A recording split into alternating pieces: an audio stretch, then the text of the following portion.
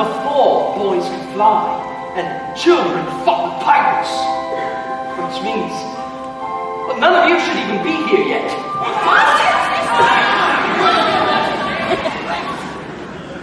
I'm going to tell you the story of how I came to write that story.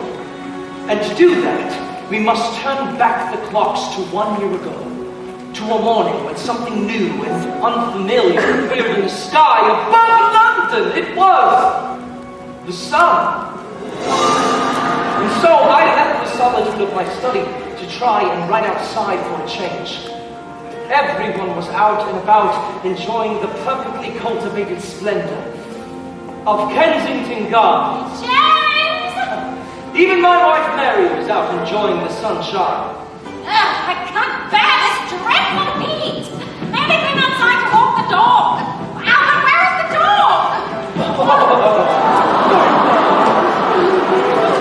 It's Lord Canada. James, please stop behaving like a child. We have a reputation to maintain.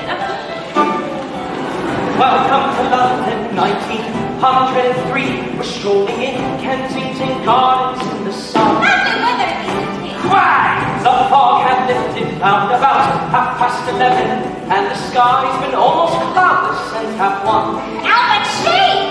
The policeman twirls his baton, smiling at the passers-by. The barkeepers, chrysanthemums and roses catch your eye. Ladies in their finery, all gossiping while acting like they're shy. Welcome to London. Welcome to London. Welcome to London. Big day to say all of your house. The only place you'd want to be if every day was like today in London. Mr. Froman, I found him! God, I hate nature. You know what man's greatest invention was? The inside. Man invented the inside to get out of the outside. You're in a grouchy mood, Charles. Do you blame me? I'm a producer. And this current show of yours we're running is playing to half-empty houses, as well you know. Which is probably the reason you're avoiding me. I'm sorry, Charles. I know it wasn't my best. All right, look, we need to be honest with each other. I'm an American. I hate keeping thoughts to myself. It's exhausting. The fact is, my theater is close to bankruptcy. I need you to write another hit, and I need it now. Something new. I'm almost finished. That's the stuff, James. I think this new play might really surprise people. Great. Surprise. Why does it have to be surprising? No. London expects certain things of you, James. A play that's not too long, although it can't be too short. And it's got to be funny. Although not too funny, we want to make people think. Although we don't want to make them think too much. Don't surprise them, all right? Now, finish it. And bring it by the theater first thing Monday morning. Get to work! Ice cream! Ice cream, Elliot! The ice cream seller closely followed by a nanny, trying to pacify her baby with her rhyme. Children are like souffles, pointless until they're raised. London society displaying such propriety. I'm wishing I were in a certain time. Hot, still hot. The temperatures are positively balmy, 8 and 3. Now the perfect bench is empty underneath the perfect tree. It's the perfect day to write it. Let's hope that inspiration will agree. Welcome to London. Let's give the famous playwright A perfect day in London. amongst the scarlet in broad daylight. Few more pages till I finish this play. Unusual Moments away. just bring to know. I've got to get it done. Thank God there's peace and quiet here. Surrender the ship, you scoundrel! Excuse me, who are you? What the Pirates of Kensington! Never mind. I'm trying to write here. I say we need to walk the plank. Yeah! Walk that plank! Okay. Walk that plank! Boys, let's leave the gentleman in peace and, go find some buried treasure. Yeah!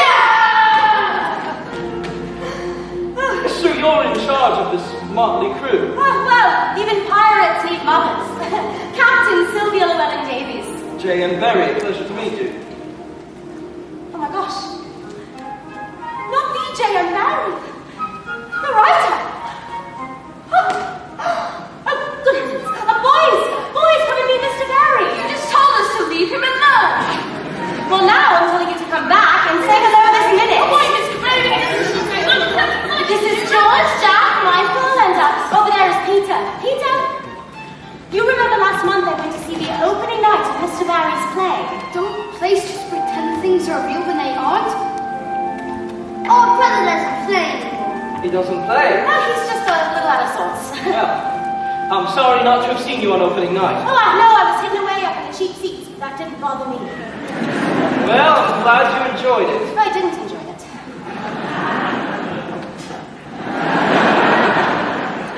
Not that I disliked it or anything.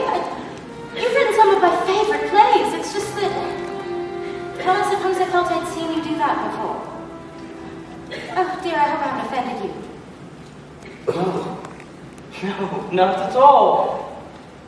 I've actually been trying to write something new. It's a story about a girl who falls in love with a soldier. Oh, like another play of yours, Quality Street, wasn't it? Yes, although this time he's going off to fight in Russia, not France. And then a butler arrives. Like in the Admirable Brighton. That's very funny. No, in this one it's completely different because here the butler is much taller. You're right. This play, it's just the same old thing all over again. It's cow's dung. What the? Yes, it's cow's dung. It's horse poo. It's bull's pizzle, isn't it? Bull's Pizzle. I knew it. No, I haven't even read it. Oh, Mark, what are you doing? Mr. Merrigan!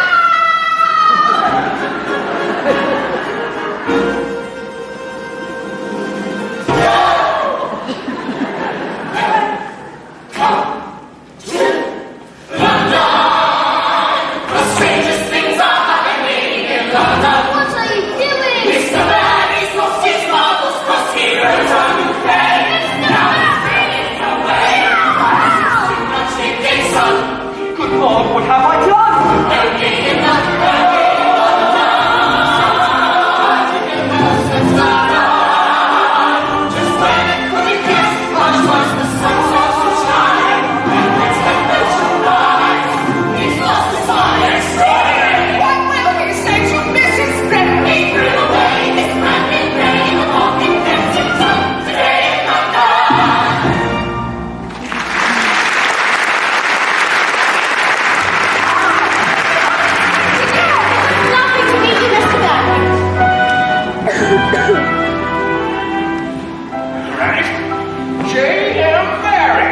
About to deliver the greatest play of his life, and all of our troubles will be over. I can feel it. We must get started as soon as he arrives. Elliot, what are you playing here? Chop, chop. Do you know what stage this is? Denial?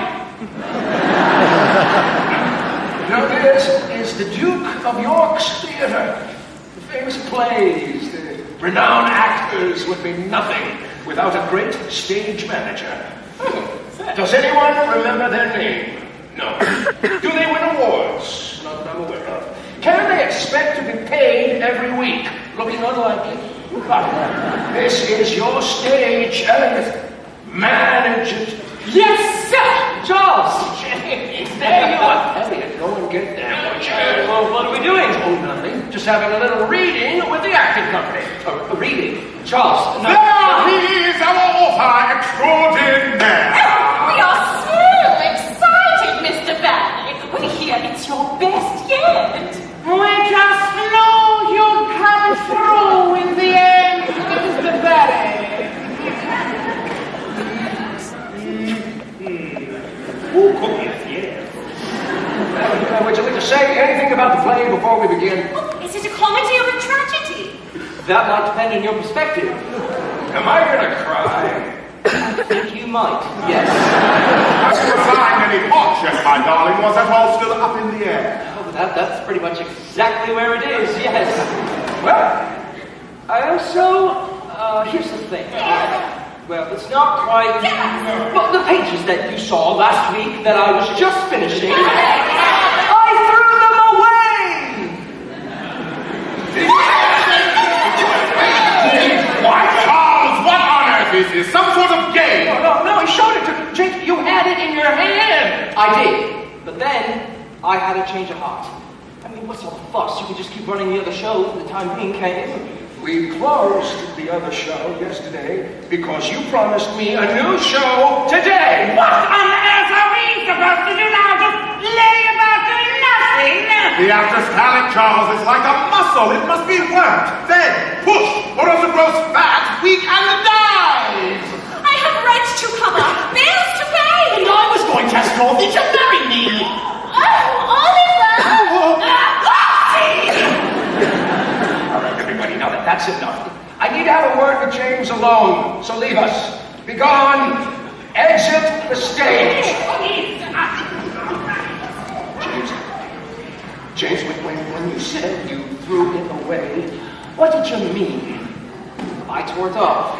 And then I threw those pieces into the Thames. The River Thames? What time is it? Is the current strong? Elliot, can you swim? It's hit and miss, sir. I'll take that chance. Yes, sir. James, you are not leaving this theater until you come up with an idea for another show. Anything. Thriller. I don't want to write a thriller. A comedy then.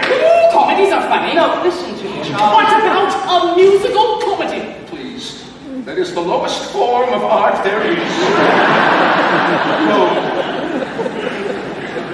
What has gotten into you, James? The other day in the park, I met this family. A mother and her 4 boys. They were playing a game, and I joined in. You know, maybe that's what I should be doing. Forget writing, I should be sailing the 7 seas, or fighting pirates. Ahoy, me hearties! What are you talking about? This is not the J.M. Barrie I know. Maybe this is me, Charles. Do you realize that I have a company of actors on contract and a theater with no show in it? You got into this mess. You're going to have to get us out. And if you can't, well then... I'm sorry, James. You and I go a long way back. If you can't deliver me what I need, I'll have to find another writer who can. Charles. The clock is ticking, James. Tick-tock, tick-tock.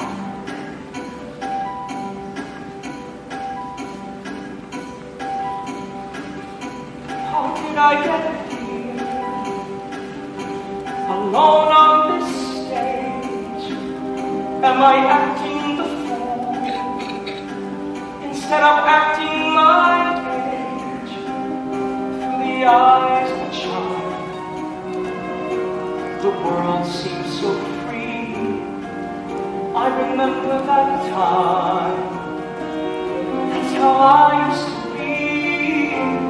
I would fly in my imagination, safe inside my isolation, never racing time.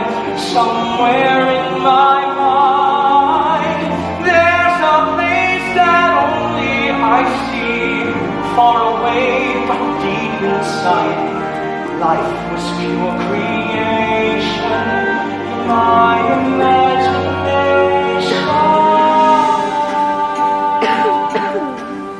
Every day that dawns, something more comes undone. I lose more of myself, and the older I become. Is this who I am? Defined by my fears? Have I lied to myself for all of these years?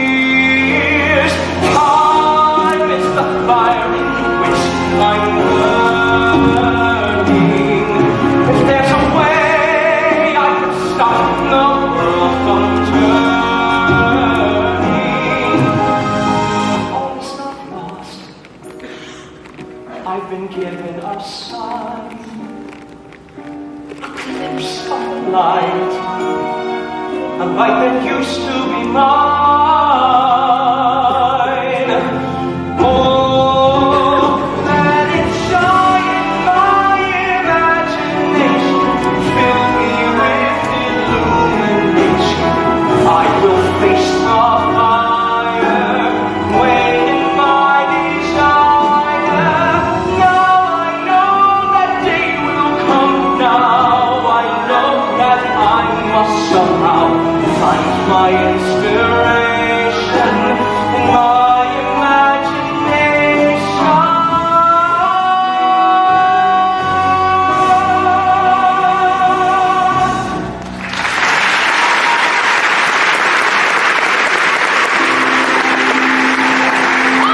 Don't you! Just you wait! Don't ever get that way to me! Hey, boys! Oh, footballs! There you are! Hello, Peter. I was sitting quite happily by the tree until your dog came and started bothering me. Well, I'm sure he was just being friendly.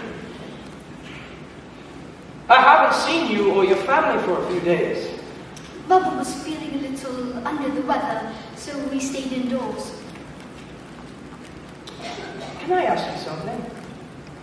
Why did you stop playing with your brothers? Because it's just silly, isn't it? Why did you stop playing? Me? I grew up. But you're a writer. You make up stories. That isn't particularly grown up. It sometimes feels terribly grown up these days. Oh, God! Yeah, right there! Mr. Marley! Oh, hello again! Oh, I hope we're not preventing you from working. No, not at all. Peter was just reminding me that writing didn't used to feel like work.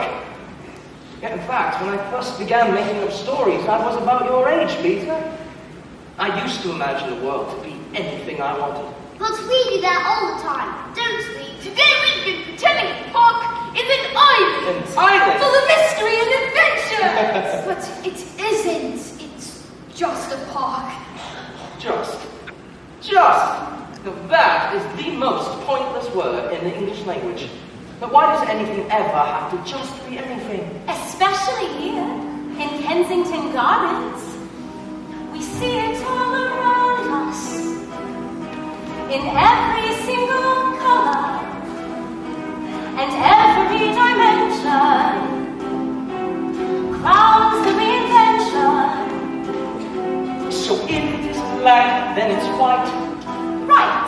And when it is dark, then it's light. Quite. So fill in all the spaces with imaginary places. It's so frustrating, no one else sees everything you see.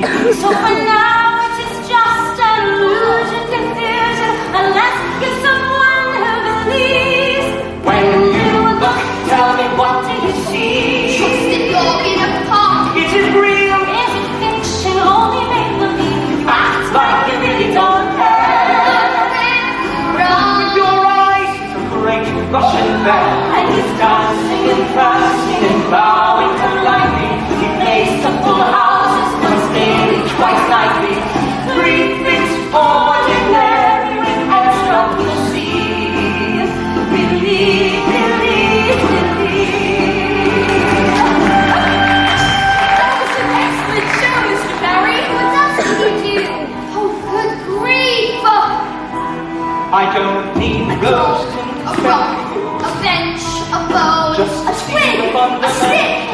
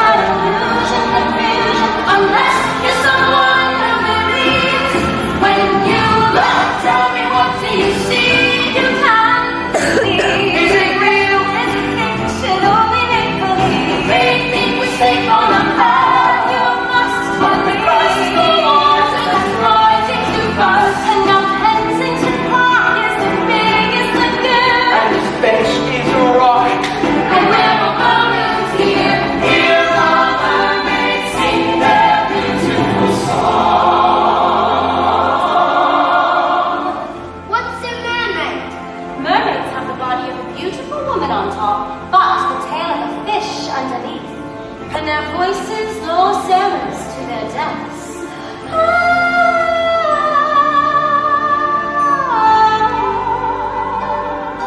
I think I'm in love. Oh no! It's a tidal wave! It's going to wash us away! Everyone, hang on for dear life!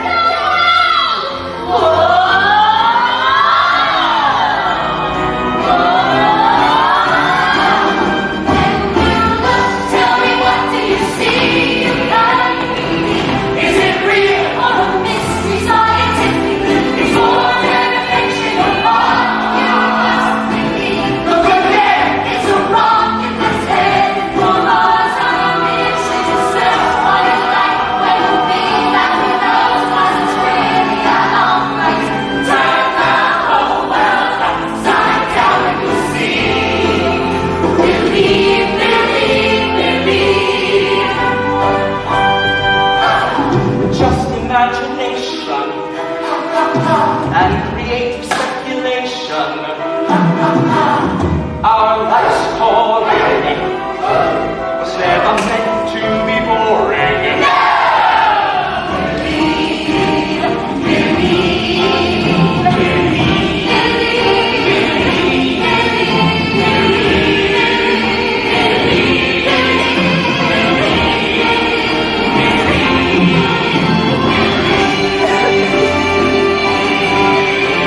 Come on, boys.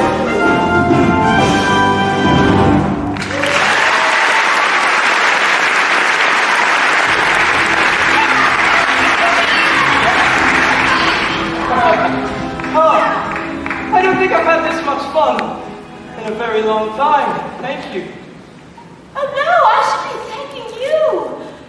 Oh, it is so nice seeing them getting along. It's been a difficult time for them.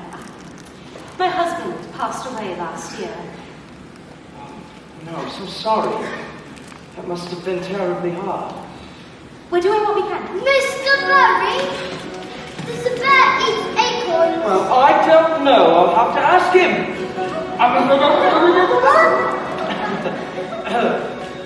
If you'll permit me, my wife is hosting a dinner on the first Friday of next month. I'm sure she would like it if you could join us. And you must bring the boys as well. Yeah! Really, children at a dinner party. Mrs. Barry won't mind? No, not at all. It will be wonderfully entertaining. Yeah! We want to play cowboys and Indians! We for my own tribe! Yes, one of honor and silliness. All right, that's plenty of fun for one day. Oh, but there's always tomorrow. So tomorrow then, for more adventures? We'll be here. Goodbye, Mr. Murray! I still can't believe James invited children to our dinner party. As if I haven't got enough to be worried about. What I'm planning tonight is the Gallop fundraiser tomorrow. Which reminds me, Albert, my dress will need pressing. And be sure to take it out a little around the chest, as discussed. I don't know how to fit it all in, Mrs. Barry. Excuse me. You're shameful. I mean, not short. Now, the most important guest attending this evening is the children's grandmother. Mrs. de Maurier knows practically anyone worth knowing, and that is why tonight must go absolutely perfectly. Positions.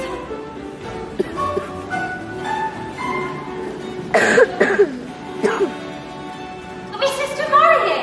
Mrs. Barry, lovely to meet you there, if I'm not mistaken. I once saw you on stage. Yes, that's how James and I met. I used to perform in all of his plays. But that's behind me now. I much prefer my role as wife to an esteemed playwright. I shall be most intrigued to meet your husband.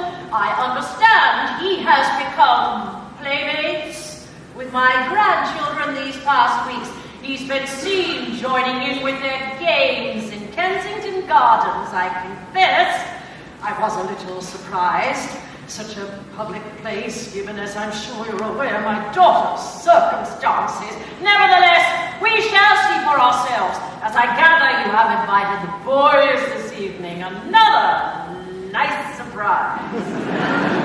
Moyer, such a pleasure to meet you at last. We are great admirers of the work you do in charities and the arts. Mr. Barry, thank you for the invitation. Most kind. Evening all. Charles! Mary, you look ravishing as ever. Hello, James. Charles and I make the honor of introducing. We're already acquainted, Mr. Frodo. Yes, I know Mrs. Domarie well. May I introduce... Always a pleasure to see a fellow board member, Lord Cameron. Quite, yes. Charles invited me along as I'm considering an investment in the new play. Listen, James, I need you to make sure that tonight goes extra especially smoothly and that Lord Cameron is suitably impressed. Mr. Barry! Good God, children, what are they doing here? Hello, boys!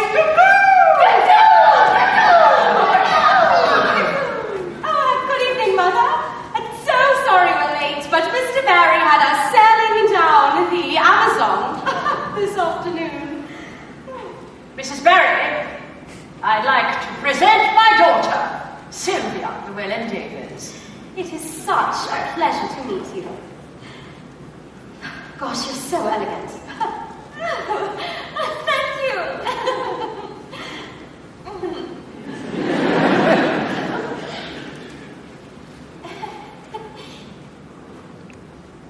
Hello! James has told me all about you. Now, let's see. George, Jack, Peter, and Michael. Have I got that right? Nice try, but no. I'm Jack, he's Peter. Jack, please, you want to make a good impression? Sylvia, I hope you don't mind, but I have a gift for Peter. Oh, you shouldn't have. It's only a little thing. Here. Well, if it's from you, you should give it to him yourself. Peter? Well, go on, be brave. All the writer needs is a good leather binding and a fantastic title.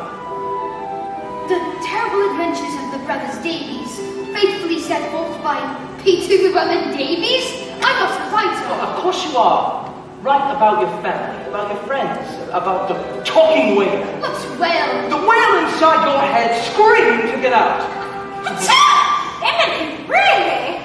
Oh, please forgive me, Mum. It's just I'm allergic to horsehair and I suspect the gentleman has been riding today. You have no business being allergic to anything, Emily, not only our guests. I'm so sorry, Lord Cameron. Most extraordinary. You know, I don't think I've heard my servants' voices in months. The way it should be, like this chap here, as good as invisible. There when you need him, gone when you don't. I quite agree. Ladies and gentlemen, dinner is served.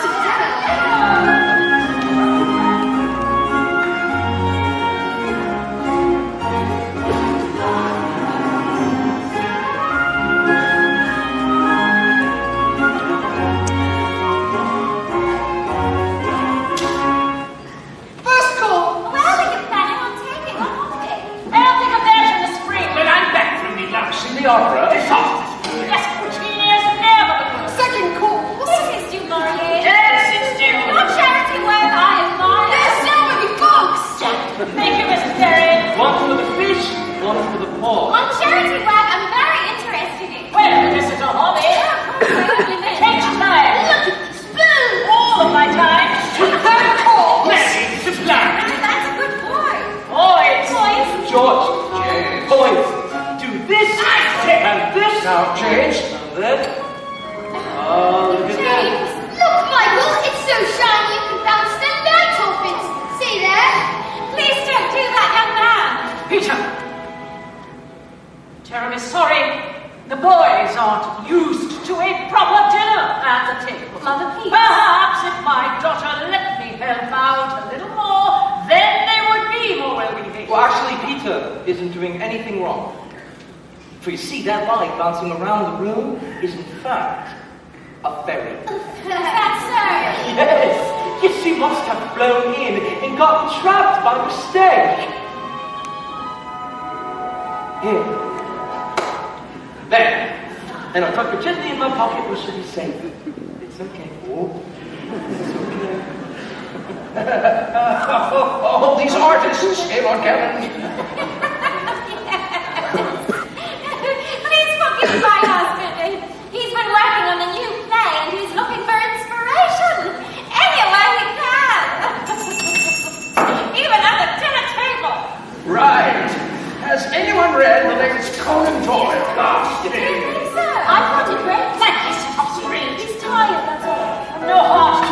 I prefer Dickens to Conan Doyle. Married to steal this fine story. That's kind of you to say. You know I'm on the walls of the Royal Barley. Oh, thank goodness. To silence the inane chatter of this insufferable party. Mister, I was born with a silver spoon in my mouth and I can't get it out. Here, would you like some peas, your lordship?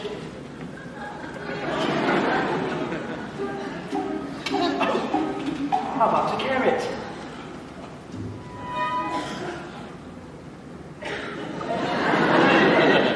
And I'll just clean you up a bit. Oh, what's this?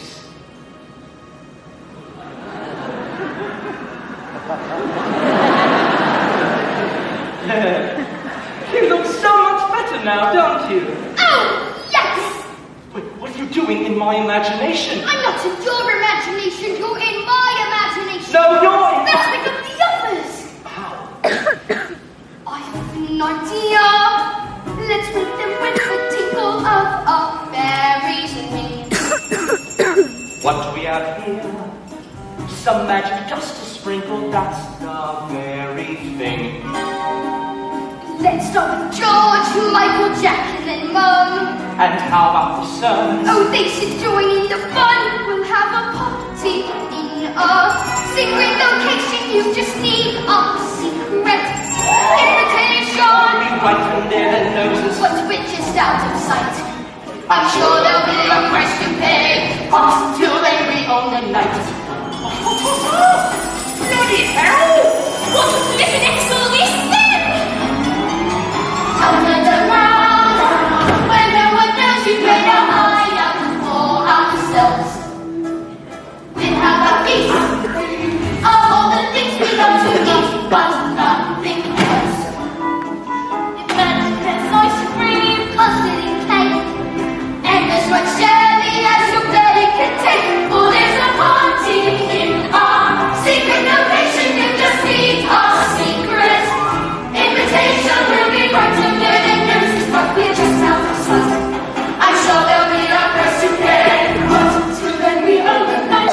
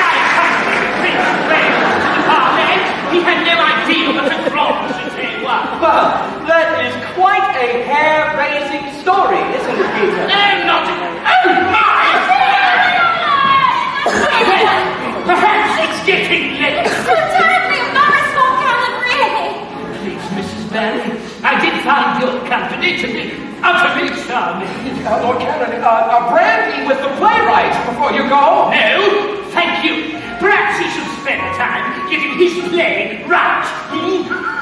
Very funny. Touche. Watch what you're playing at. Bad form, James. Bad form. I don't know what he's talking about. Everyone had so much fun, especially Peter. He's a boy who's been acting like a grown-up. That man is a grown-up, behaving like a boy. I've never seen anything like it. Actually, I thought James was a very generous host, entertaining the boys. Mrs. Barry, thank you. I do apologize. I'm sorry if we were too much of a handful. George, children are meant to be seen and not heard. Thank you for the invitation, Mrs. Barrett. You're very welcome. Mrs. du Maurier. Peter.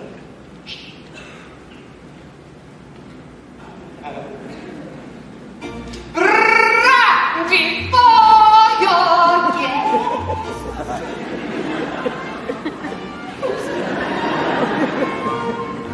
Well, they all seem to have vanished. And I wonder why. I'm sorry, Mary.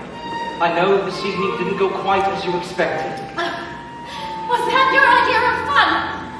To turn us into the laughing stock of London? I don't care what London thinks. I'm starting to feel more myself than ever. Really? Albert, prepare the guest bedroom for Mr. Barry. Ma'am. When are you going to grow up?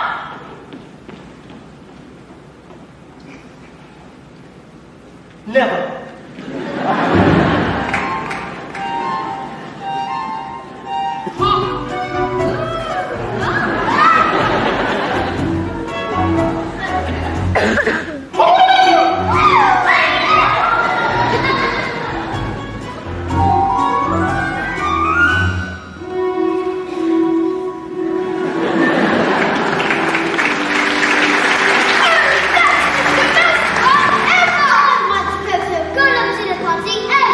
That's quite enough of that. Thank you for seeing us home in your carriage. You didn't need to. Good night. Sylvia, a word. Alone, before I go. Boys, run along inside and up to bed. But we're not tired. We're going to stay up all night. Yeah! I'm surprised at you, Peter. Your behavior was the worst of all. Me? But I was only go inside and tell you a story as soon as you're in bed.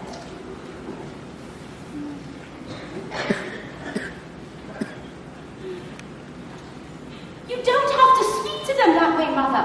It was such a relief to see Peter smiling and laughing again with all they've been through. I know what they've been through, and that man is not helping them. A married man, no less. Do you know what they are saying about you? I neither care who they are nor what they are saying. He's a friend, Mother. We have fun. Remember fun? You and Father used to laugh all the time. You were positively wild in your younger days. That was different. It was the 60s.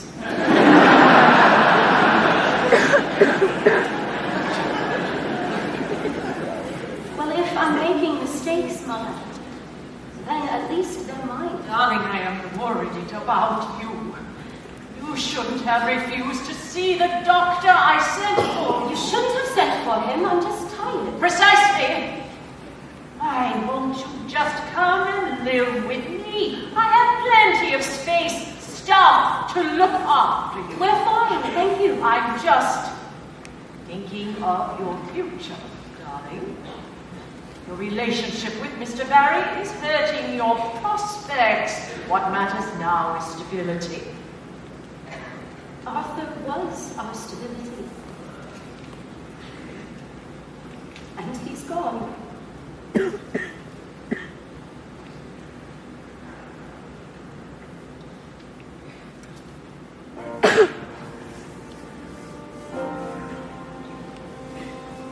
I just wanted so much more for you in your life.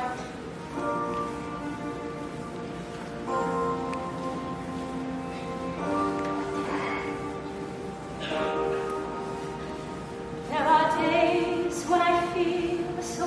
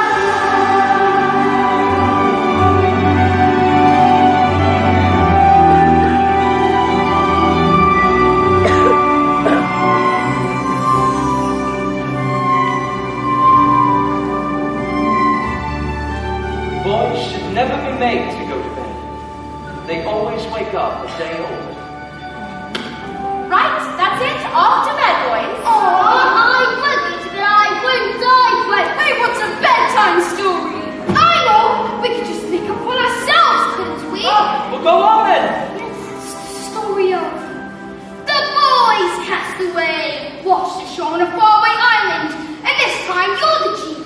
Yes, and I will take you in and raise you as my own son. You're not my father! Peter. I am not your son! Oh, Peter, he meant nothing by it. Why did you ruin everything? George, don't. Babe, why do you have to boss everyone around? That's Oh, no, you mustn't fight each other. George, let go of him. Peter. I didn't do anything. I know. You miss your father.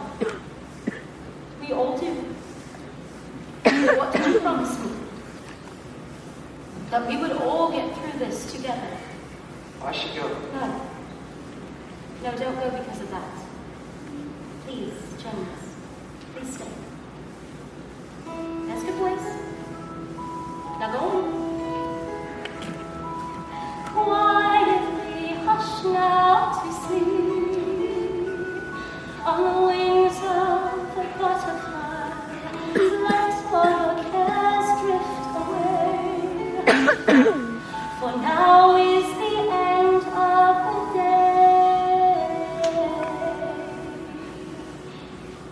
If you close your eyes and count to 10, you'll hear your dreams are calling again. Just follow the moon, follow too soon, and new day will appear. You'll have nothing to fear, for wherever you are and forever, I'll be here. You'll stay with us until we fall asleep, won't you? Of course, I'm right here. To Mr. Harry too? And Mr. Barry too.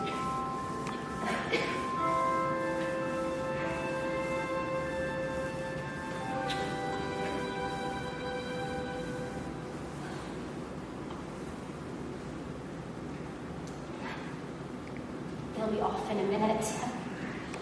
I'm sorry I upset Peter. Oh, no, it wasn't your fault. You mean a lot to my boys. Especially Peter. He's trying to grow up too fast. Perhaps he believes that things don't hurt as much when you're a grown-up. Especially when you lose somebody. They do. I was Peter's age when I lost my brother, David. He was ice skating on a nearby pond. There was an accident. James. My mother didn't get out of bed for months. I tried everything to make her happy. One day I dressed myself in David's clothes. I think it was the first time she ever actually looked at me. All she ever wanted was to see my brother again.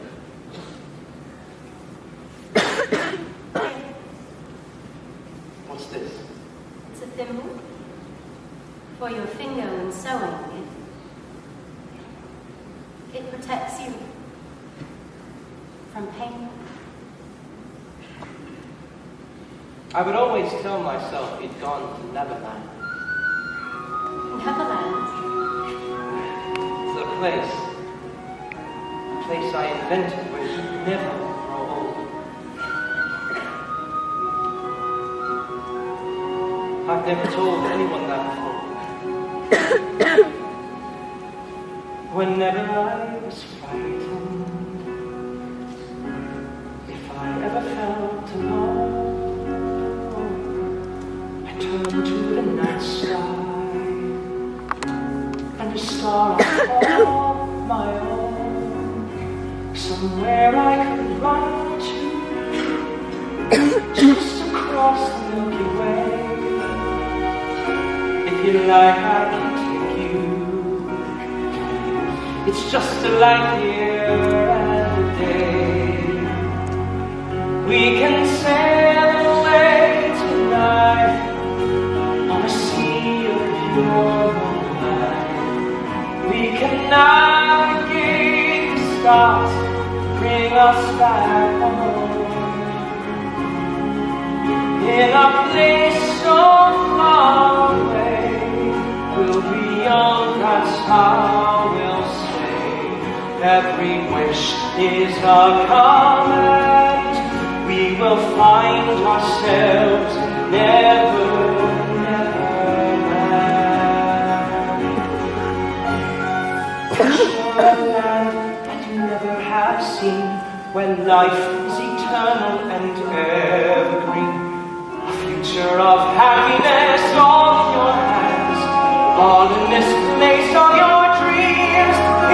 Inside Neverland, we can sail away tonight.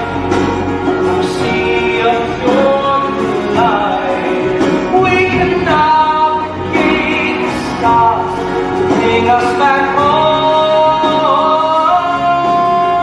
In a place so far away, we'll be young, that's how we'll stay. Every wish is a command. I am close enough to finding Neverland.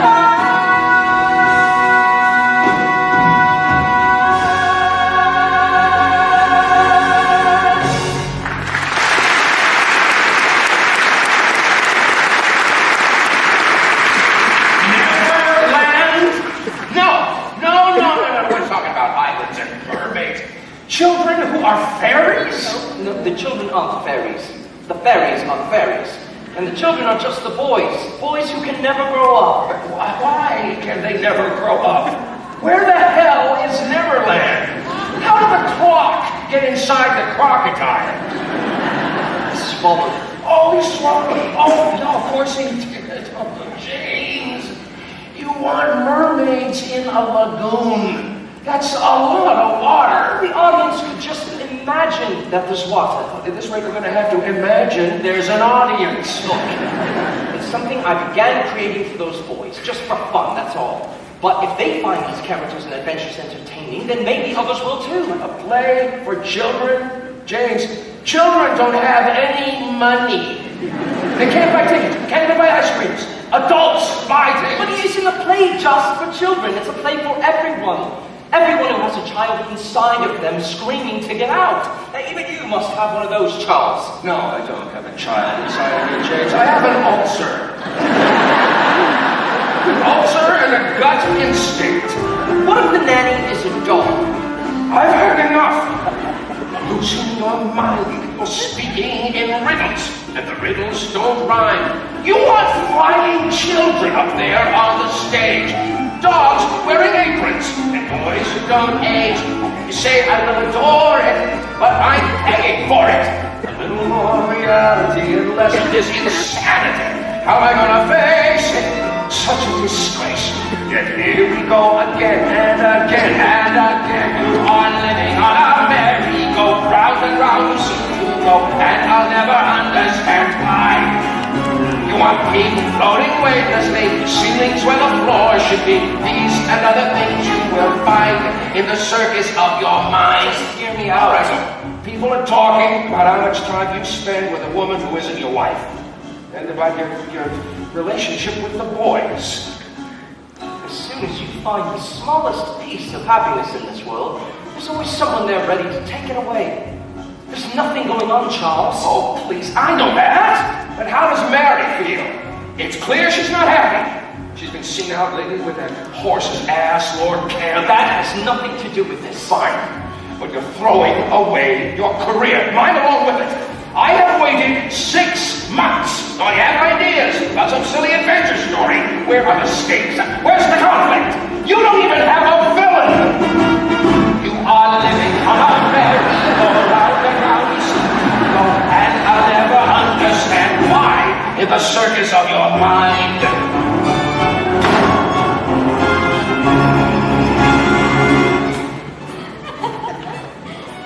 James, I didn't expect you back.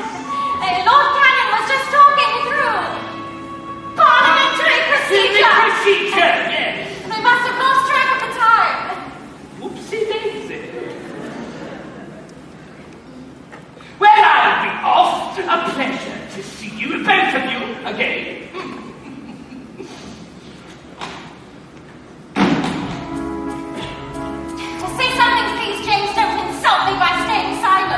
have nothing to say. That's not true. You have plenty to say, just not to me. You don't have to read my journal to get to know me, Mary. Do you love her? How can you ask me that? I've resigned myself to spend all my life, to be all the things one expects from a wife. Your imagination is where you reside, though my invitation has never arrived. Darling, will you try? You cannot deny she's on every single page of your journal, James, and now we have to face it. Such a disgrace, yet there you go again and again and again. It's like being on a merry-go-round and round we seem to go yet, and I seem to know why. I'm hearing people whisper quietly, friends are now avoiding me. It's a lie. I'm leaving you behind to the circus of your mind. Mary! Ladies! Brother, we take axes and cannibals! Amnesia! We're going to war! Mrs. de Maurier, I was wondering if I may see Sylvia and the boys. Sylvia's in bed. She has worn herself out, which is precisely what I feared would happen. The last thing she needs is to be running barefoot around Kensington Gardens with you, Mr. Barry. Is that clear? Please, may I see her? No! May not. There has been nothing but trouble and strife ever since you came into this family's life. So much disruption the children don't need. And as for my daughter, I must intercede. Everything about you, they can do without you. Take flights of fantasy, I question your morality. I told them to ignore you. Now I must implore you, leave them alone, stay away, be all there you are living all away. Go round and round you seem to go. Understand that we have no time for the circus of your mind. The clock is ticking, James.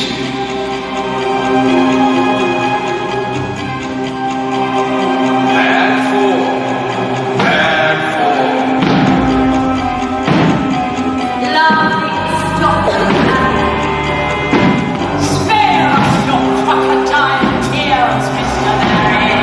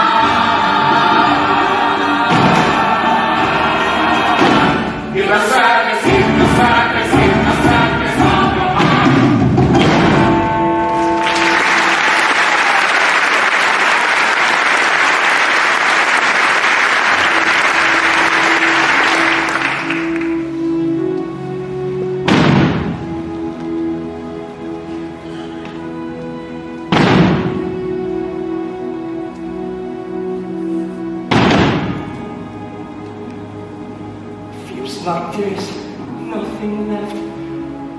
Am I on my own in the road ahead? I can't walk alone. They're all leaving me. Don't believe in me. I was foolish, reckless, and blind. I should turn back while there's still time. You coward!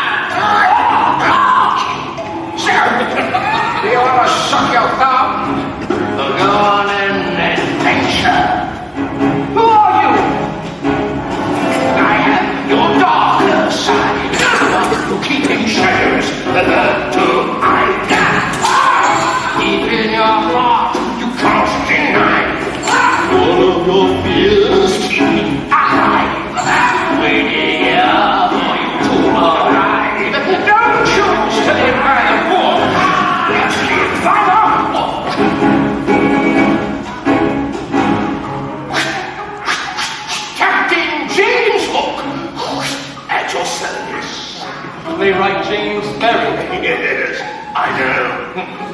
But I don't understand where you came from. Where I came from you, James. A part of you. The part that you don't talk about at tea parties and cakes and cucumber sandwiches. Wait, you're me? Yes, except ever so slightly more handsome. You need me. Your play needs me. Children like to be scared. They just don't know it yet.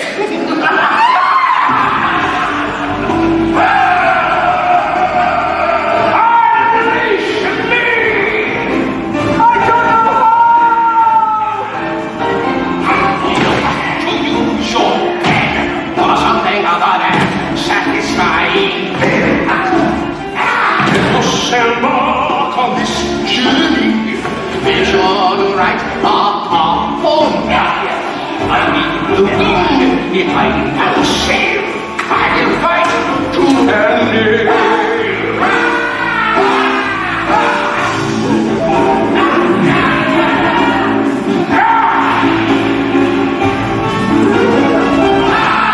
You have to love in your heart, in your soul. You must find the hook. In your heart, in your soul, and search every nook. In your heart, in your soul, don't live by the book. In your heart, in your soul.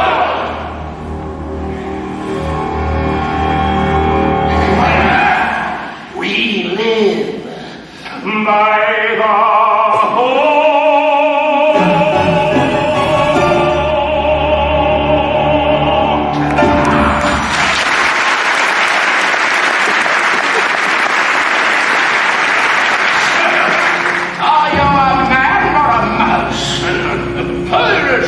Or a pipsqueak. Oh, I'm a pirate! Don't believe you.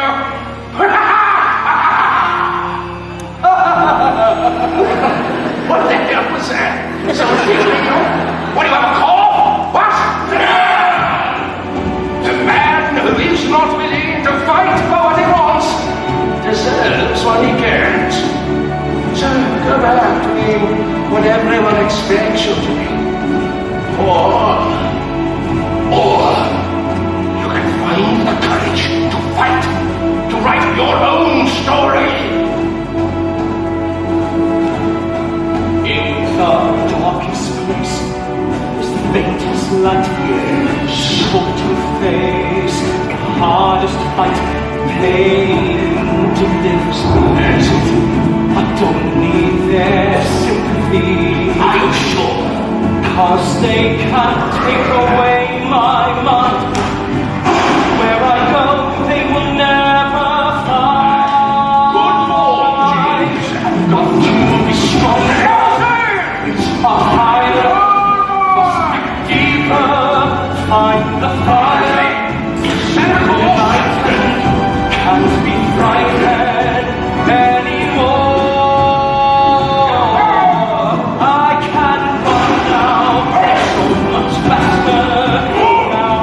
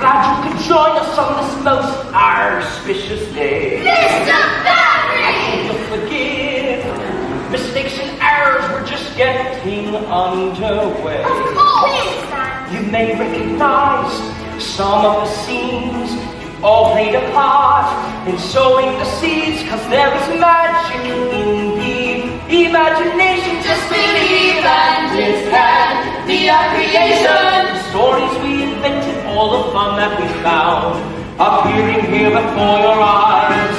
The world is upside down.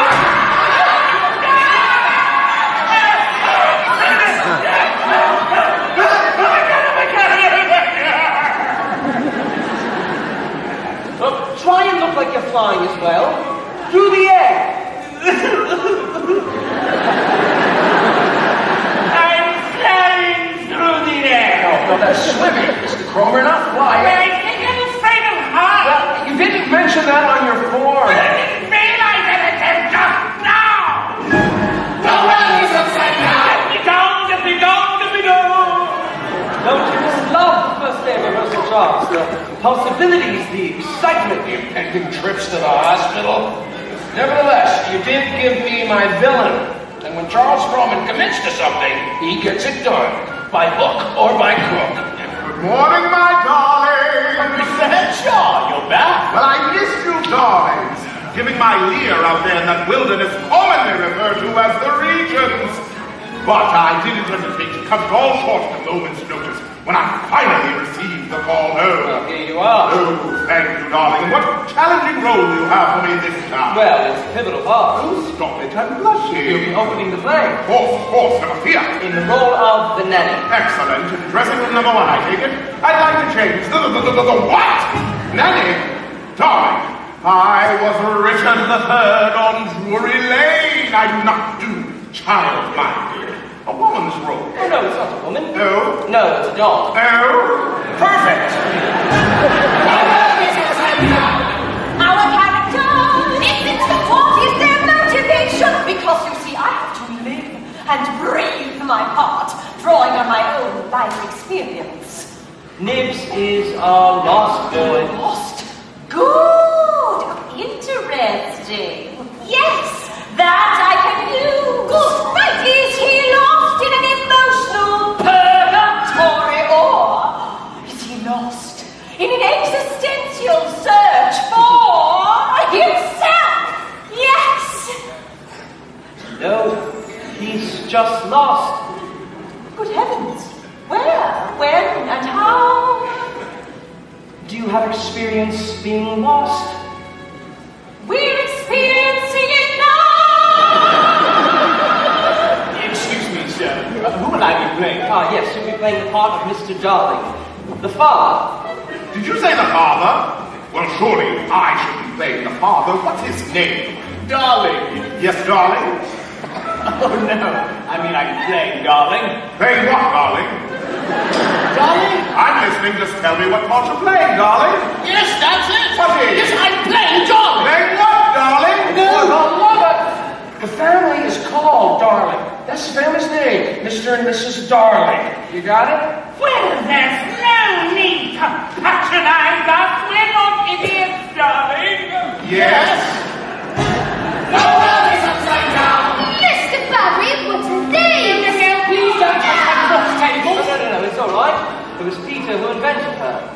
Our fairy, remember? Oh, yeah, the fairy. The fairy. Couldn't we just cut her? Fairies aren't even real. Every time you don't believe in a fairy doesn't believe in herself and she vanishes. Besides, I've just given her a name.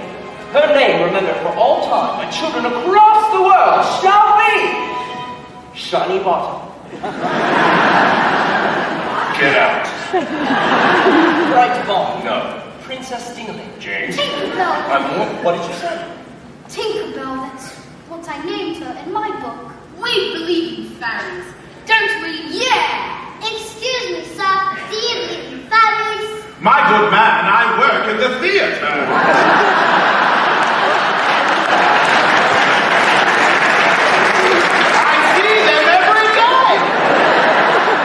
All right, everybody. From the top. Act 1, Scene 1, a nursery.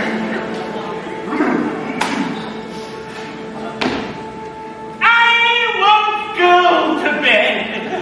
I won't.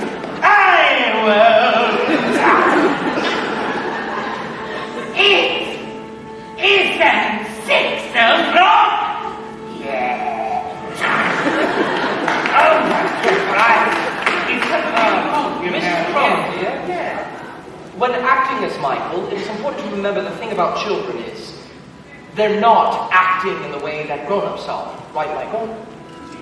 Ah. So you want me to not act? Yes. Well, that's fun.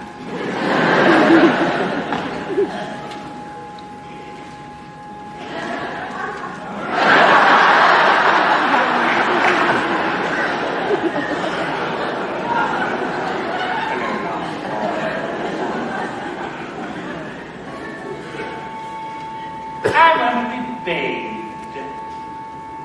Small. I tell you I want to be bathed. Smaller. I want to be bathed. Smaller still.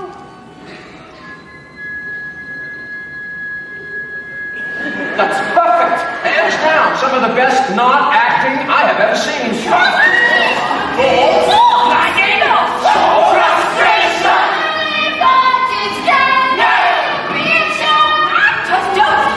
Because actors can dance! So by saying I can do it, then you can try. I can't do it. There is no magic in your imagination. I cannot believe in your creation.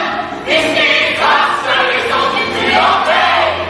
This could be my last mistake. My reputation! Lost serious actors never understand.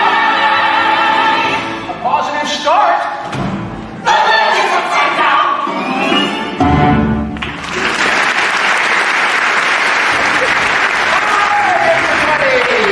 Great first day. So much so, in fact, that I am taking you all to the Swan. That's right. Drinks are on me. Oh, very well, but it will take more than a scotch to silence me. And I won't put up with much more of this, Mr. Freeman. I happen to be a wonderful actor. Don't worry, Mr. Cromer. Your secret is safe with me. Boys, you were supposed to be spending an hour in the park and then straight home, and yet where do I find you? Sylvia, We're sorry, Mother. I was so happy to see the boys and just assumed you knew. It is a very proud to see Mr. Barry. George, it's not that you're not allowed to. It's complicated. James, I wanted to get in touch. I heard about Mrs. Barry, but I wasn't sure what was appropriate or helpful. Mr. Barry, you're joining us at the Swan, aren't you? What's this one? Oh, it's just the local tavern where the actors go. Mine's a pint, please! You should take Mother. No, I couldn't possibly. Yes, go on. Well, I'd be happy to take you, of course. You should have some fun. And Mr. Barry is the best of fun, you know. Yes, I know he is. And we know you haven't been well lately. But laughing will make you feel better. Well, I can't have you going home alone. Elliot can walk us home. Can't you, Elliot? Oh, yeah, of course. Elliot can do it. Elliot doesn't deserve a drink. Elliot loves babysitting.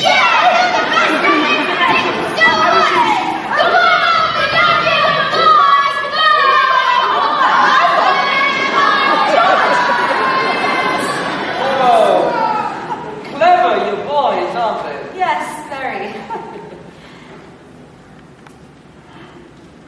I know the boys have missed your company. I've missed it too. I only stayed away because I couldn't bear the thought that I had complicated things in any way. No, not at all. What happened between Mary and me was long in the making. Believe me. It is so good to see you. Kiss her. Excuse me? I said kiss her, damn it. I don't need you to prod me. Ah! This is so lonely. Take the plunge. I have everything in hand, thank you very much. Well, if you won't kiss her, I will. Go away.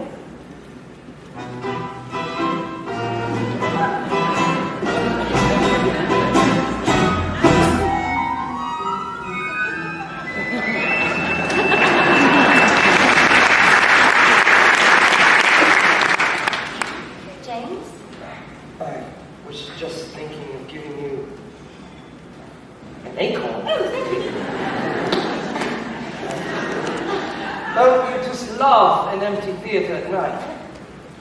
You can hear all the echoes of the shows that have come before. What's this? Of that? That's a ghost light. The legend has it that every theatre has a ghost, and this light is supposed to ward it off, although this one doesn't seem to be working very well. Do you believe in all that? Ghosts? I believe we're all haunted by something. We all have shadows that follow us. Can't run from them. Well, maybe we need them. Without shadows, there would be no lights. You can't have one without the other. Standing here, all at once, all the words run dry. Something changed, can't explain, and I can't deny. Turning in circles and blurring the lines, the unspoken is calling us to try. I'm alive, I'm a little bit frightened of my imagination. Swear I'll try. I'm feeling enlightened, you're my inspiration. We can fly if we want to. I promise you, babe, we'll give you wings. Just take the second star on the line, straight ahead to the morning light. Just take the second star on the line, straight ahead to the morning light. Every word and every sentence doesn't seem to make a difference. Nothing can explain just what you mean to me. Every shape and all the colors, all the love from all the lovers, never could express just what you mean to me. Every instinct, every feeling, preface, all the senses really cannot even say just what you mean to me.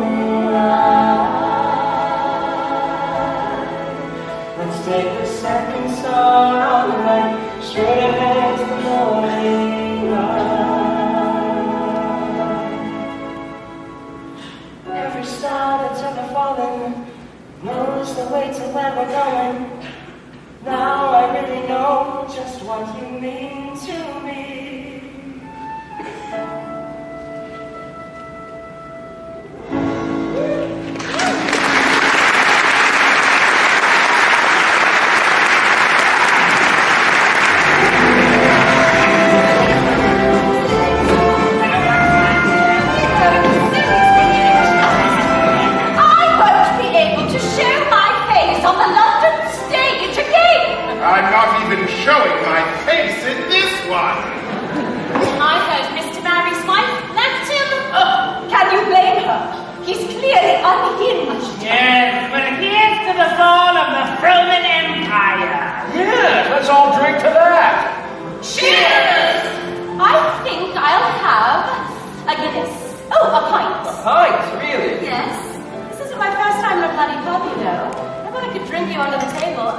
dance you out the door. Charles, you remember Sylvia Llewellyn Davies? Oh, yes, the woman with all those little things around her. What are those called again? Children? Children, yeah. James, we're in the middle of an insurrection. That's it. That's who we need in the audience, Charles. Children. They'll get it, and the grown-ups will follow. We just need to keep, put 25 seats free, spread around the auditorium. 25! Who's going to pay for it? No one. We're going to fill them with orphans. Oh, yeah, of course we are. James, I'm just going to believe long enough and hard enough that I've made my money back. And poof! I'm serious. Life is too absurd to be taken seriously. Really, Charles, you can't expect us to carry on with this. This whole business is completely childish. Have they forgotten how to play? They could learn a thing or two from my boys, Mr. Fern. Forgotten how to play. Forgotten how to play. James, what's it called, that thing that you write that we put up there on the stage? A play. A play. So, play! Isn't that why y'all became actors in the first place? Can you remember back when you were young, when all the simple things you did was so much fun? You got lost somewhere along the way. You've forgotten how to play every single day. Am I right? I remember back when I was just a boy. I got a gun and holster for a Christmas toy. Pretending to be a cowboy was the very best.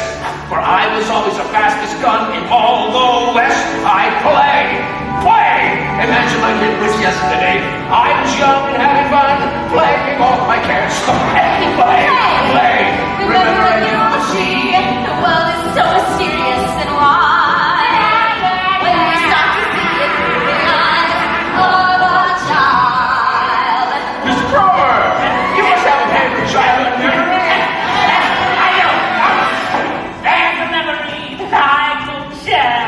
I'm sliding down the badness there about those stairs. Only for a moment I was in midair. For one moment I needed something I could fly.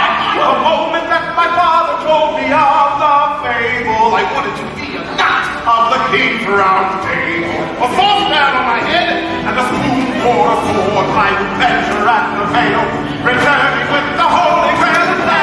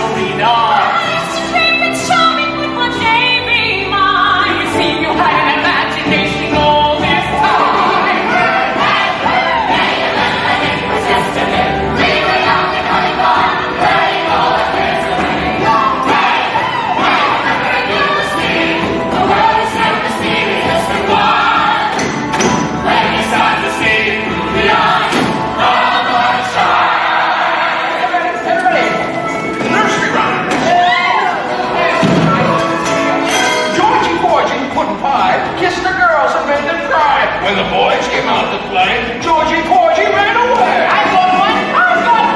Jack, the nimble Jack, be quick. Jack, don't do with the candlestick. Maybe there, be quite contrary. How does it look? Oh, people's a merry old soul, and a merry old song was he.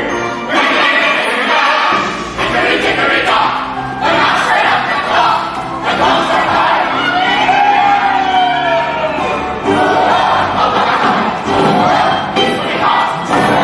Read my nice Jack's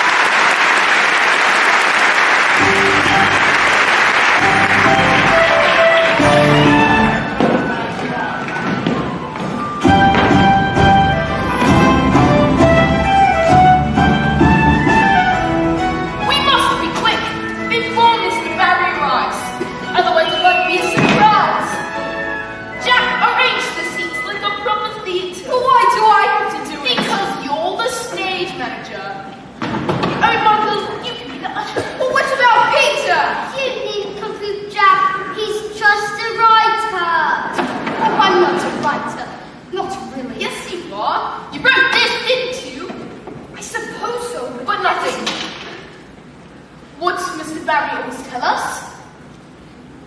You can be anything you wanna be. You can go anywhere you wanna see. A little hard work and you can do it. Faith will get you through it. So many possibilities. You got to believe it, see it, and you can be it. The answers are all inside yourself. The universe has plenty of space, and you give anything to the whole you embrace, and we're all made of stars. We're all made of dreams. No matter who you are, you can do what you want, go where you like, be who you wanna be. If the doctor could see only just one life, pain and from misery, that's what I wanna be. I would sail around the world, it's a life of discovery, that is the life for me. If I could write every single day, I would write all my cares away. I'd be leading a different life, a wonderful life, a magical life.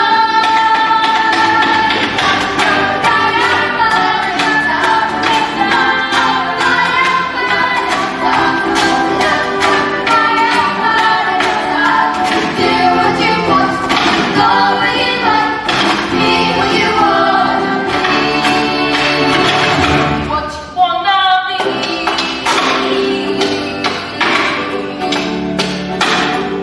Be what you wanna be.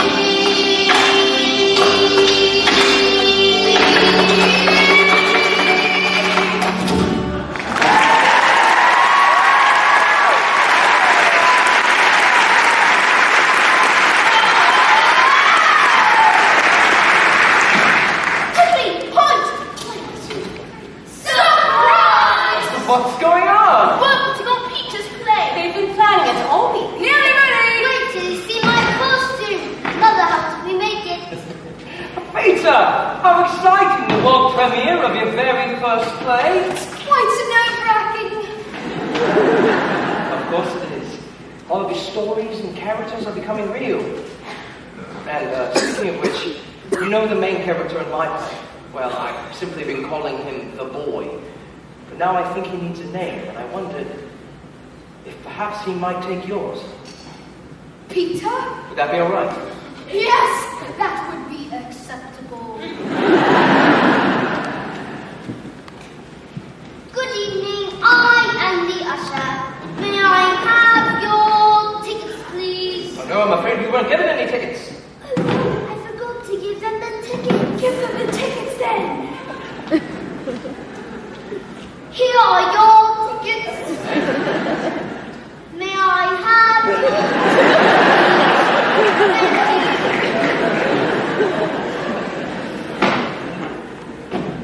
Drum roll! The Lamentable Tale of Lady Ursula, a play in one act by Peter Llewellyn Davies. It isn't being taken seriously, really. It's just a bit of silliness. I would expect nothing less. Go on One morning, just after sunrise, Lady Ursula wakes up some cathedral to pray.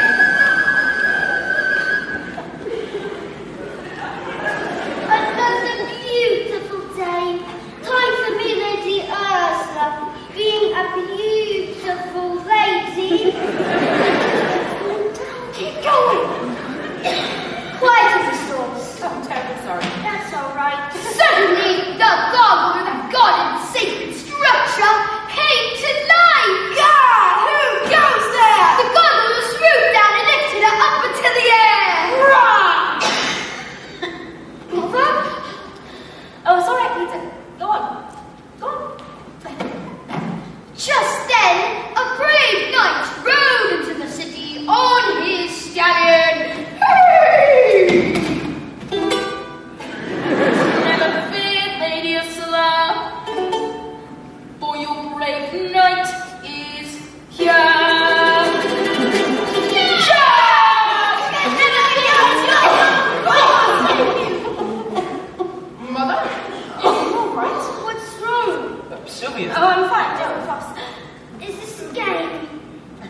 No, Michael, it isn't a game.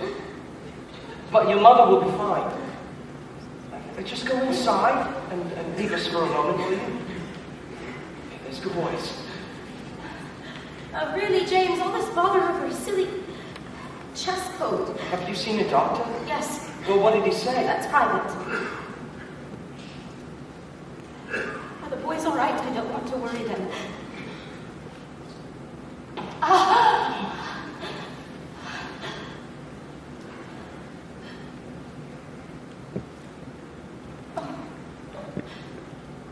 Don't look so glum. Like you say, life is too absurd to be taken seriously, just another silly adventure. I tell you, I saw blood in a handkerchief. Please. I won't put them through it all again. The doctors and the hospitals and the treatments and the waiting rooms. Well, you must at least try. No, I won't do it. If it is to happen, it will happen in my own way. For their sake. Whatever you wish.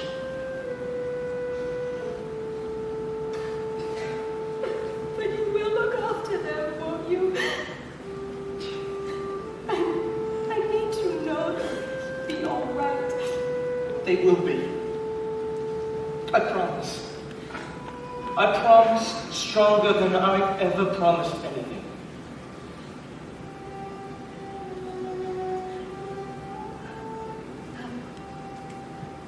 I'm famished. Help me inside. I want to check on the boys. And then dinner.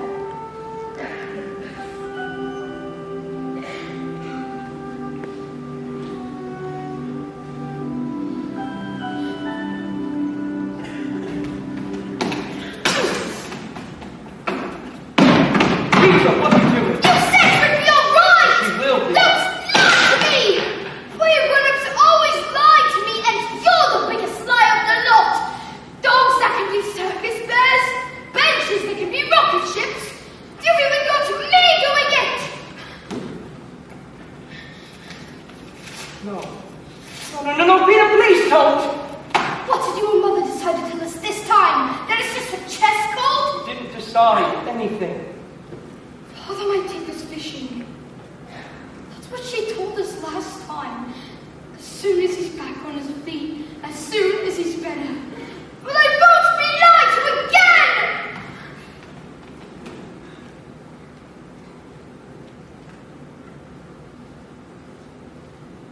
Your mother... She isn't very well. It's like a stomach ache. You can take medicine for stomach aches. Father gives us it. And even though it tastes disgusting, it helps. But this is different. And it never seems to go. How can I make it go?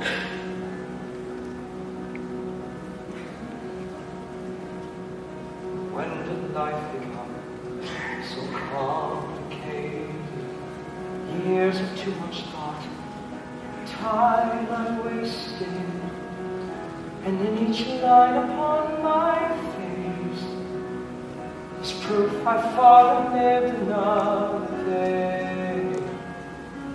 When did life become this place of madness, drifting on an empty sea of waves of sadness? I make believe I'm in control, dream it wasn't all my fault. When your feet don't touch the ground, and your voice won't make a sound, here safe in this place above clouds. When your feet don't touch the earth, you won't feel the things that hurt.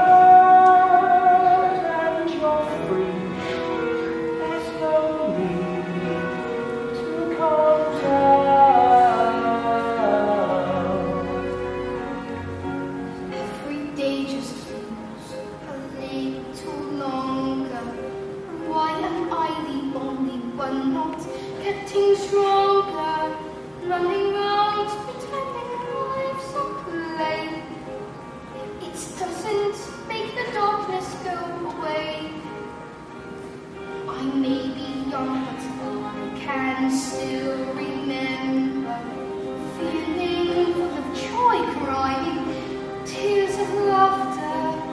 Now all my tears are cried out.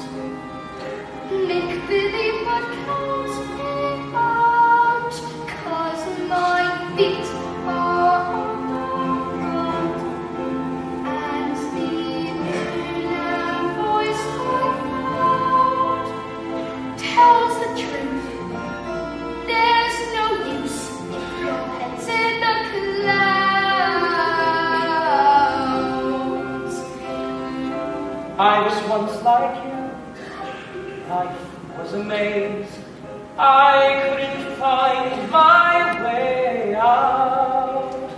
But what I found is true. I was so amazed.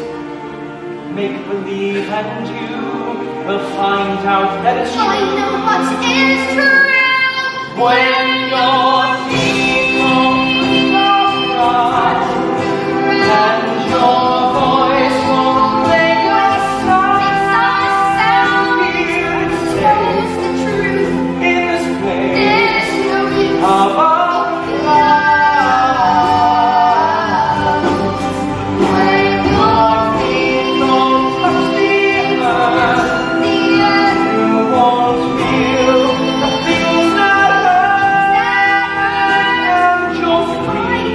fine. There's no Look as on and when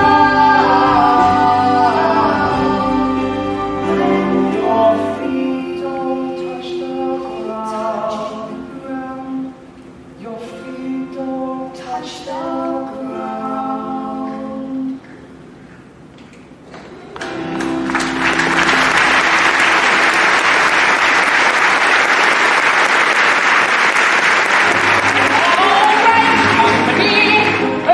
Please remember all the changes from this afternoon. Everyone, this is your half-hour call. Half hour!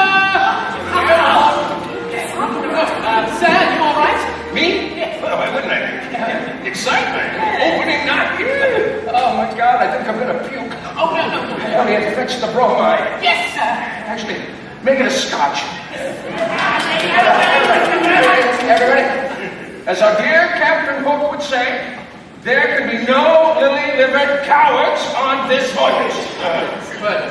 But I would like to say that the greatest journeys are often the most difficult.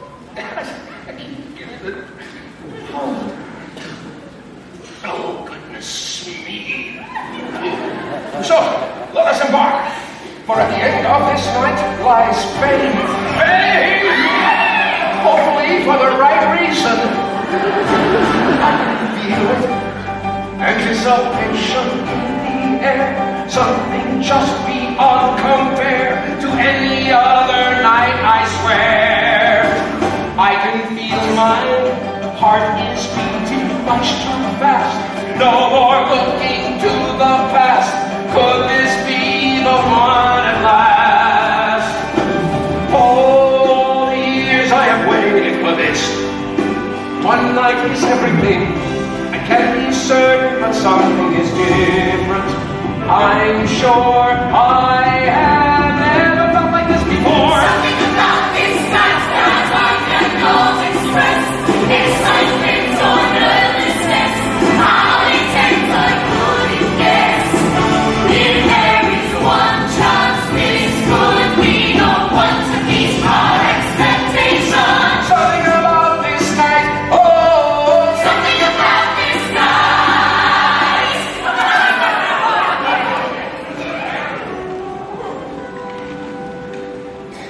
Hello.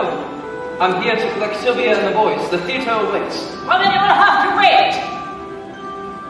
Upstairs. Children, I want to speak with Mr. Barry alone. Is he in trouble because I've been alone with grandmother and I know what it's like?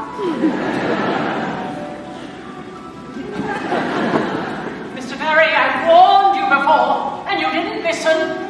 Sylvia is nowhere near strong enough to attend the opening of a silly play. Come in, Mr. Barry. No, George.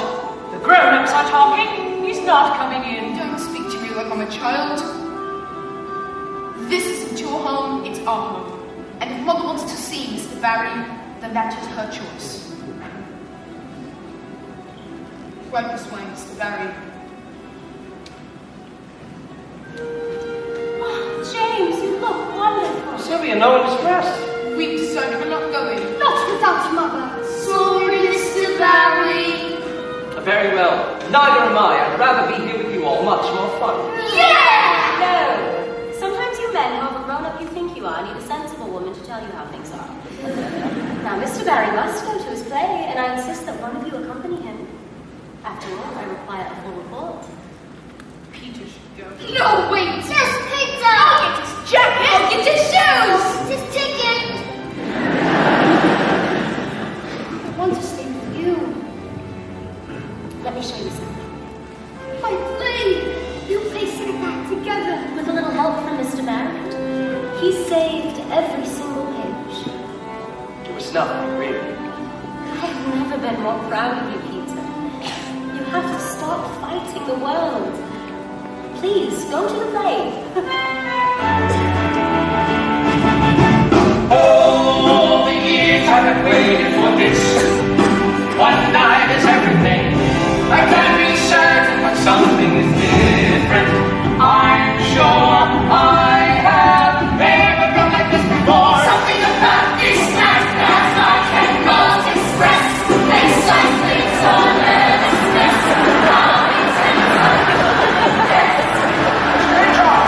Where's your head? So sorry, I misplaced it. Found it! Damn it! Something about this night. Something about this night. At the start of the show, but nobody knows just what to expect or believe. The tension is high and the silence is loud. It's getting much harder to breathe. I'm so proud of what you created. After all of the time you have waited, I wanted to say, but the words wouldn't come out right. There must be something about this. Something about this night that I just can't ignore. All the sweat and tears and more, and make this all worth fighting for. If there is one chance, this would be the one for every generation. Something about this night, oh, something about this night, oh, something about this night.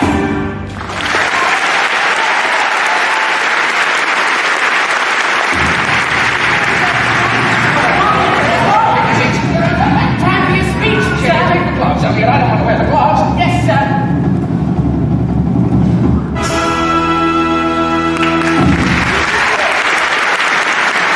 Ladies and gentlemen, and welcome to our play. We have some very distinguished people here tonight, including, I believe, 25 very important guests from the Great Ormond Street Hospital.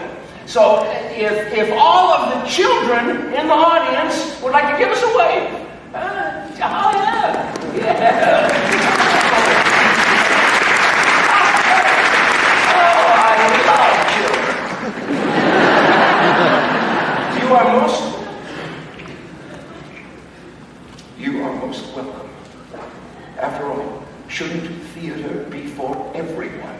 The young and the young at heart. So join me, please, together as we take the second star to the right and straight on to the opening night of Peter Pan!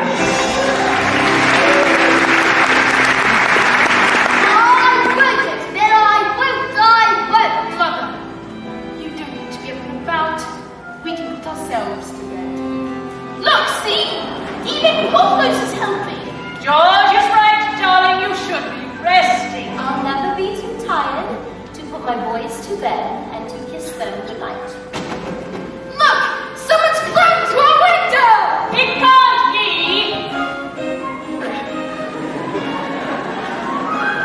Mr. Barry! Of course, he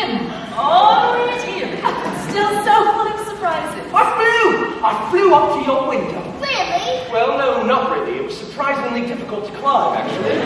Mother! Oh, Peter, how was it? Come on in, everyone! Mr. Barry! Just when I thought you couldn't shock me anymore, you breathed the last end into my daughter's home. I do apologize, Mrs. de Maurier, but James felt he couldn't officially open his play anywhere but here. But you've already opened it. Oh, that was just the dress rehearsal. And it went well, by all accounts. Lady Lovely, I was flying! This is the real opening night. With the family who inspired it all. Well, it's Peter's play. The boy who wouldn't grow up. That isn't me. That's him.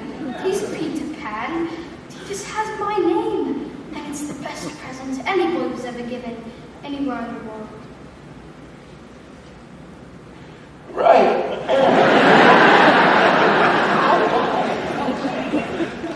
Charles, I must say, there would be no Peter Pan without Charles Frohman. Oh, gee. Well, it's true. I did say from the beginning it was gonna work. All right. Here we go. Act 1, Scene 1. A nursery. It's the Darling House! Owen McSee preparing the bed as Nana, the family dog. Because the Darlings couldn't afford a real nanny. It didn't matter because they were happy and didn't care. Oh, Peter. I won't go to bed! I won't! That's what I said! Oh, Nana, it isn't 6 o'clock yet. No, 2 minutes more, please. 1 minute more, please. Oh, Nana. My understudy.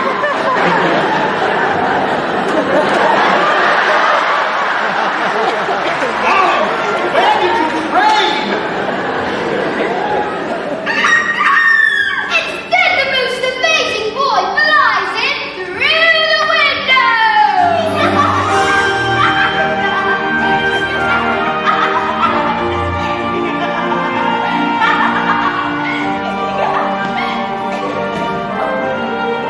Oh, James, a boy that flies. I'm searching for a shadow.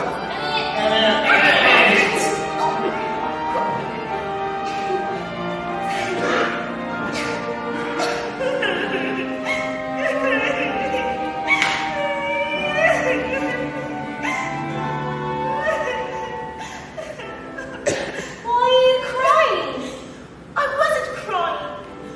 But I can't get my shadow to stick on. It has come off. How awful. You've been trying to stick it on with sew. Well then, it must be sewn on. And so Wendy sews on Peter's shadow. And Peter is so happy, he dances with it around the room!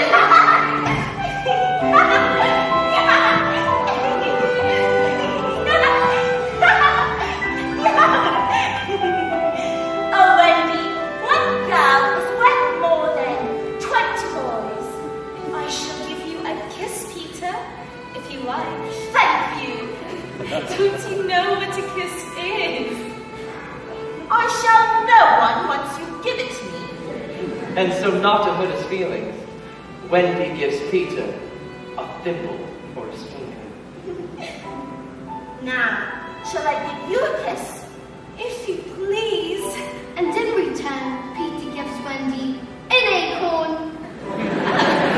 Thank you, Peter.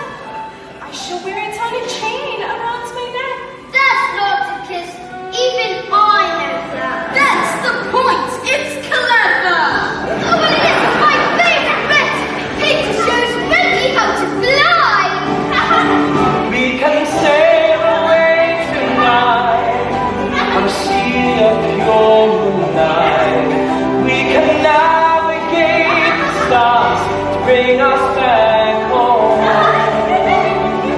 In a place so far away. We are young, that's how we'll stay. And with your hand in my hand, We will find ourselves in heaven.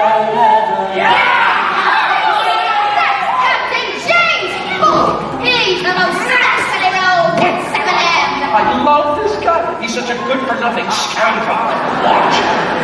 Peter flung me off to a crocodile, and I liked it so much it's followed me ever since, from land to land, and sea to sea, living his lives for the rest of me.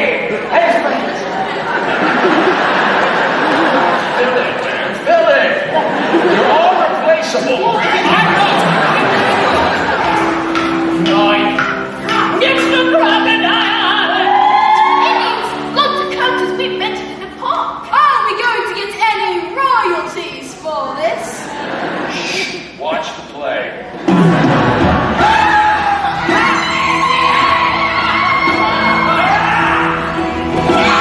While we were making Mr. Barry was writing all the while. Yes, a lot of this seems rather familiar. Yes, Look at them from pirates It's Indians and fairies.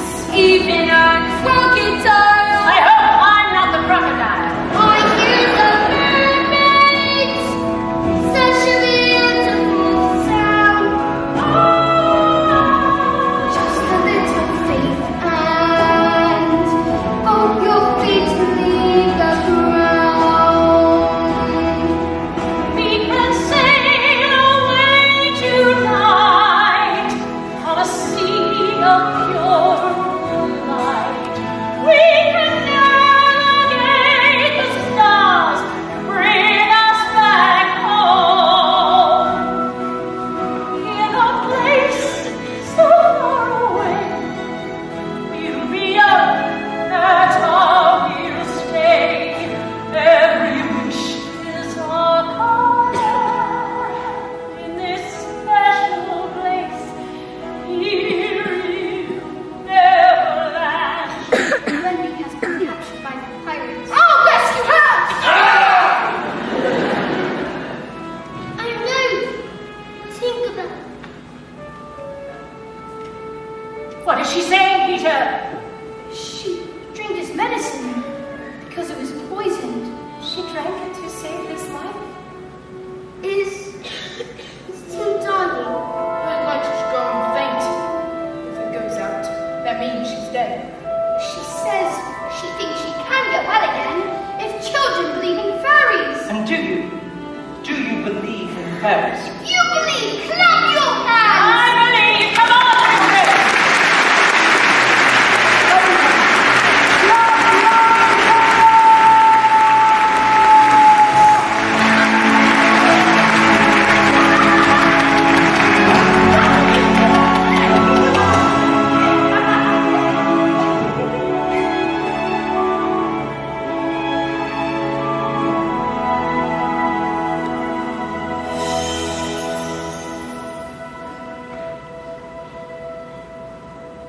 That is Neverland. The picture of land that you never have seen, where life is eternal and evergreen. A future of happiness on your hands, all in this place of your dreams, inside Neverland. Shooting stars, new shapes and sizes, awakenings and new surprises, opening my eyes to something happening. Universe of constant spinning, every end a new beginning. I begin to feel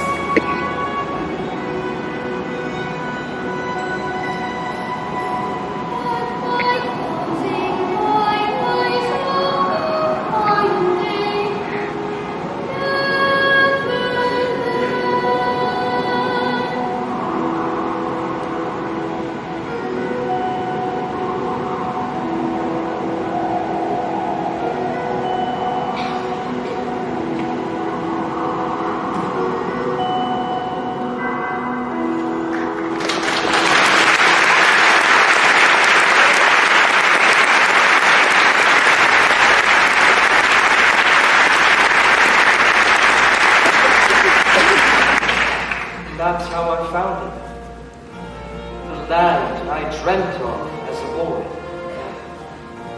Without her, I never could have written that story. But that's not the end. No end ever is. Just a new beginning. I wasn't sure what to write after you and Mother put it back together. But for the last few weeks, ever since I saw your play, I haven't been able to stop. You know, your mother put a lot of things back together. I thought she'd always be here. She is. She's here on every single page that you write.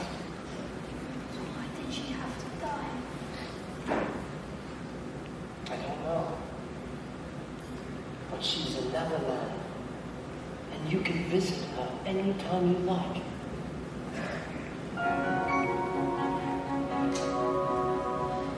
I can see her. Mr. Barry! Boys, you got me. So, what did you do in school today? I wrote a poem in class, and apart from the spelling, my teacher said it was first rate. I drew a picture of our family. It had you, grandmother, you, Peter, George, Jack, and you, Father. And his mother was with us too. Good. Because she always will be. Treasure! Jade! We've uncovered buried treasure!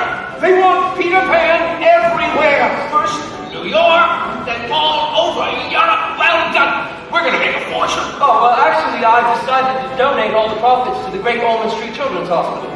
What? That's fantastic. Take us with you! We want to go on a sea voyage! Yeah! Put those things down, Elliot. The tide waits for no man. Tick-tock, tick-tock. Goodbye, guys! Goodbye! So, what would you boys like to do today? I have tons of homework. I hate homework. Homework is important. Mr. Barry is right. As joint guardian.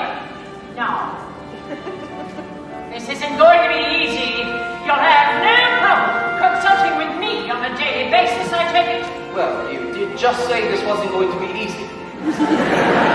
John took me like school because he has a torch for a girl in his class. You know what? She has scrappy hair and grins all the time like a Cheshire cat. She has a beautiful smile. She sounds lovely, George.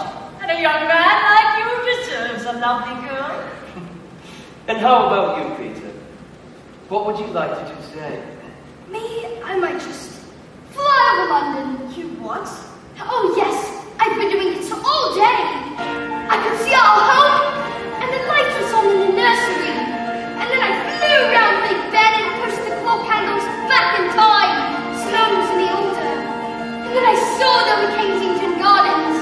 And from up there, it was like an island of adventures. Teach me how to fly. And me, and me, and me, and me.